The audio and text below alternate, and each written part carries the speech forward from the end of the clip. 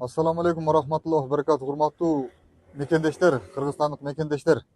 Hazır saat 1'den 20 ötüp kaldı.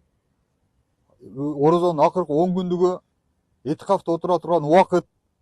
Bizge bir budan 2 saat burun inimiz çalıp kaldı. Ушундай маселе болуп атат. 4-нчү адам чыкты. Ол кыз бала экен, карындашыбыз.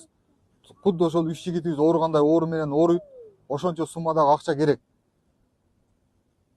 Bir musulmandын muhtаждыгын чечиш 10 жылдык кабыл болгон этикафтын сообу. Мен тааныбайм бул эжекени. Азыр ушул жерге келип биринчи жолу көрүшүм. Алла Тааланын ыраазычылыгы үчүн азыр ушул жерге келдик. Көп түкүрсө көл болот. Биз кыргыздар көргөздүк, кыргызстандыктар көргөздүк. Акча кымбатпы же ден соолук кымбат экенинчи.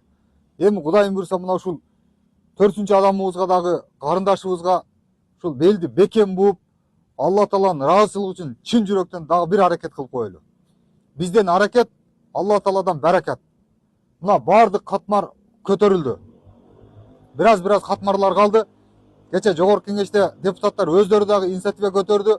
Bir күндүк айлыгыбызды берели депчи. Мен ушул жерден сунуш берип кетем. Урматтуу депутаттар, bir күндүк айлык эмес, балким $1000 эле чогултуп бергиле. Балким $10.000 эле чогултуп бересиздер. Шайлоонун алдында жакшы эле чачыласыздар го. Эртең дагы бир чачылып берип коюңуздар. Ана мынау министр